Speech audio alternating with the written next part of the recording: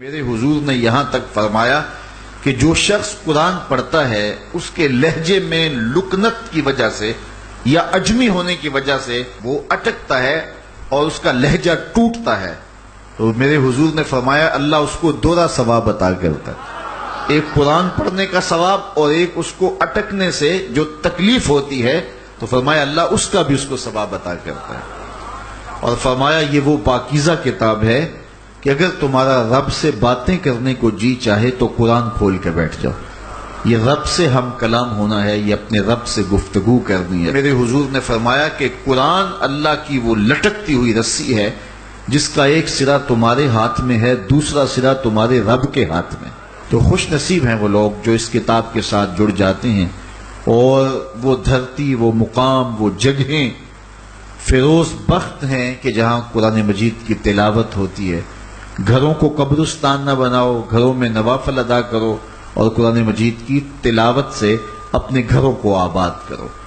اگر گھر میں روزانہ کی بنیاد پہ قرآن مجید کی تلاوت کا معمول بن جائے تو پھر کوئی جن، کوئی بھوت، کوئی آسیب اور کوئی بدروح آپ کو تنگ نہیں کر سکتی۔ جہاں قرآن کی تلاوت تسلسل کے ساتھ ہوتی ہوگی وہاں جن نہیں ہوگا، وہاں ٹونے نہیں ہوں گے، وہاں جادو نہیں ہوگا، وہاں سایہ نہیں ہوگا، وہاں رحمت الہی کا سائبان تان دیا جائے گا۔ جہاں قرآن پڑھا جائے وہاں نزول باران ہوتا ہے، رحمتوں کی برسات ہوتی ہے۔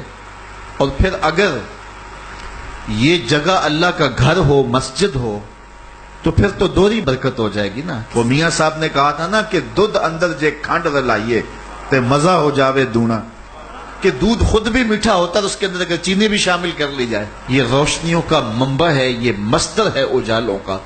اس کتاب سے اتنی روشنیاں پھوٹتی ہیں کہ زندگی کے سارے اندھیرے ختم کیے جا سکتے ہیں۔ یہ طمانیت قلب کا سبب بھی ہے، یہ روح کے اجالوں کا سبب بھی ہے، یہ کتاب زندگی ہے، کتاب حیات ہے۔ اس کے بتائے ہوئے اصولوں کے مطابق اگر زندگی بسر کریں گے تو یہ زندگی بھی خوبصورت ہوگی، اور اس زندگی کے بعد ایک اور شروع ہونے والی زندگی ہے، وہ زندگی بھی خوبصورت ہوگی۔ قرآن قبر میں چراغاں کرے گا، قبر میں روشنیاں دے گا، قبر میں اجالا کرے گا۔ اس کتاب کے اندر ایسے ایسے شفا کے نسخے رکھے گئے ہیں کہ ہماری زندگی کے روز مرہ مسائل کا حل ہے۔ مثال کے طور پہ آج کل ہر بندہ معاشی طور پہ پریشان ہے، تو سورہ واقعہ صرف 3 رکوعوں پر مشتمل ہے۔ اگر یہ معمول زندگی بنا لے تو سورہ واقعہ جہاں ہوگی وہاں نحوستیں اور بے برکتیاں نہیں ہوں گی۔ سورہ یاسین پڑھو گے تو بے پناہ برکتیں اس کے دامن میں رکھی ہوئی ہیں۔ اسی طرح سورہ اخلاص صرف 3 مرتبہ پڑھیں گے تو پورے قرآن پڑھنے کا ثواب نصیب کر دیا جائے گا۔ ایک شخص حضور کی خدمت میں حاضر ہوا اور اس نے حضور سے کہا کثیر العیال ہوں، ذرائع آمدنی بہت تھوڑے ہیں، تو میرے لیے کوئی دعا کیجئے، کوئی مجھے نسخہ بتائیے۔ تو آقا کریم نے اس کو جو نسخہ بتایا سنو۔ فرمایا جب گھر جائے تو گھر والوں کو السلام علیکم کہہ دیا کرو۔ یہ کتنا سوکھا نسخہ ہے اور کتنا اچھا وظیفہ ہے، گھر والے بھی خوش، اللہ رسول بھی خوش۔ اس کے بعد ایک مرتبہ سورہ اخلاص پڑھ لیا کرو، غربت توڑ نسخہ۔ جب بھی گھر جاؤ السلام علیکم، اس کے بعد ایک مرتبہ سورہ اخلاص۔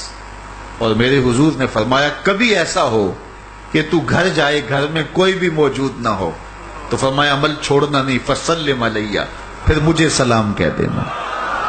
وہ اپنے نام لیواؤں کو تنہا چھوڑتے کب ہیں، جہاں ہم دم نہ ہو کوئی وہاں سرکار ہوتے۔ وہ کہتے ہیں میں عمل شروع کر دیا، گھر جاتا السلام علیکم، اس کے بعد السلام علیکم کے بعد میں سورہ اخلاص ایک بار پڑھ دیتا۔ اس عمل کی برکت سے میں نے تو امیر ہونا ہی ہونا تھا، میرے ہمسائے بھی امیر ہو گئے، میرے ہمسائے بھی امیر ہو گئے۔ تو قرآن کو اپنی زندگی میں بسا لو، قرآن کو شامل کر لو، دنیا بھی سنورے گی، قبر بھی سنورے گی، نزا کا عالم بھی سنورے گا، حشر میں بھی اجالے ہوں گے، جنت کی بہاریں بھی نصیب ہوں گی، اور رسول اللہ کا ساتھ نصیب ہوگا۔